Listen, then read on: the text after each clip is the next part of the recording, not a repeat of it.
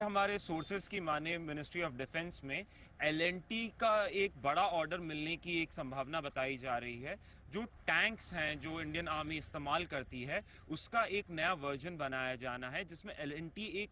महत्वपूर्ण भूमिका निभा रही है। ये जो टैंक्स है ये डीआरडीओ और एलएनटी के साथ बनाई जा रही है। इसका जो पहले जो इंजन आना था वो जर्मनी से आना था, लेकिन किसी कारणवश ये डील संभव ना हो पाई, जिस वजह से अभी जो इंजन है वो यूएस की एक कंपनी क्यूमेन से सप्लाई की जाएगी। और अगर हमारे सूत्रों की माने तो इसी मतलब आने वाले जनवरी में जो पहला प्रोटोटाइप है उसको प्रोटोटाइप रिलीज होने की बात की जा रही है। इसके साथ साथ अगर नंबर्स की बात करें, टोटल फर्स्ट फेज में अभी 55 जो टैंक्स है वो एलएनटी के द्वारा बनाई जाएगी, जिसकी कुल कीमत जो है वो 2400 करोड़ के आसपास की बताई जा रही है। जबकि ये जो पूरी डील है वो 365 टैंक्स की बताई जा रही है, और इसमें जो 365 टैंक्स की जो टोटल कीमत है वो 16,000 करोड़ के आसपास की बताई जा रही है। लेकिन जो अभी फर्स्ट फेज है इसमें सिर्फ 55 से 60 के बीच में टैंक्स बनाई जाएंगी जो कि एलएनटी के द्वारा मैन्युफैक्चर की जाएगी।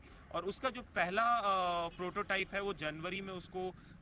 आर्मी को दिखाया जाएगा, और उसी के साथ साथ इसकी जो टोटल कीमत है उसको अभी 2400 करोड़ के आसपास बताई जा रही है। अगर आप